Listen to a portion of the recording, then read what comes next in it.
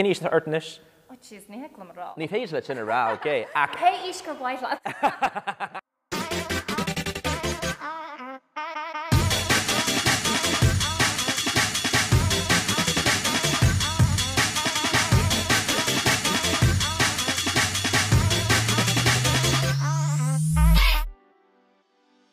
Just tú eáil? Ionntach eáil is fad an lo. Tá sogan go bhfuil tú i aisteoir.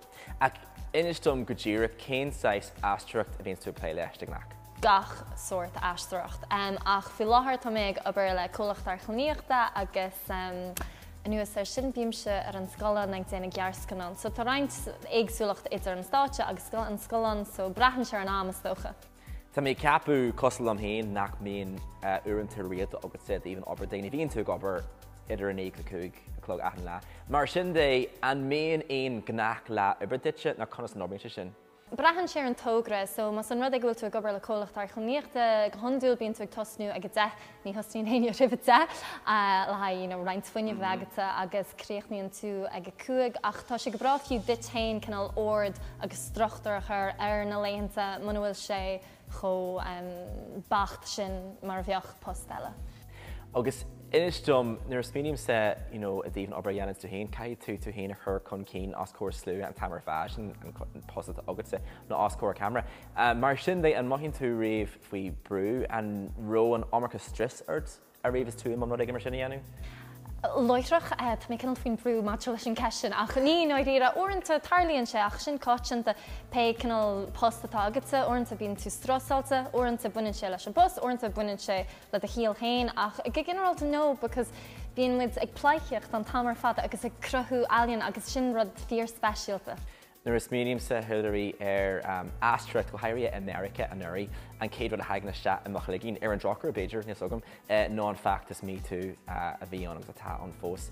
Tá sogan ar fad ceir a gceist le fan am seo ach más tú hain an bhfuil an feib céarna a gin in Éirinn. Níor hála aon rud go páirsan na dumsa agus is maithan rud é sin is dócha ach tá roinnt scéaltaí clostam a chuoine eile fréir agus is glúisteacht fíor hábhacht le chun gombeoch an córa tosaí agus gombeoch misneach ag glíní a bheith osclaí agus leirt faoina lehead a feibrií agus sa tíir seo is dócha go bhfuil an feb céine aine ach ar level de friúla is dócha tuiscúil America i bhd níos smó. Tá sé ráte fásta im léine go hairí a Johnscadal an telefíiste nach bhfuil na deisina céirne ag caiileanaí is atá ag na fir. Céir é dámhas fí sin?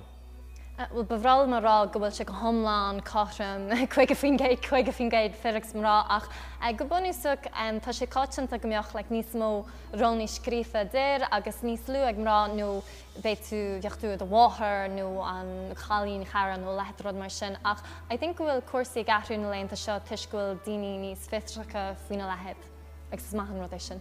Céir atá ar bonógad lethar na huaire?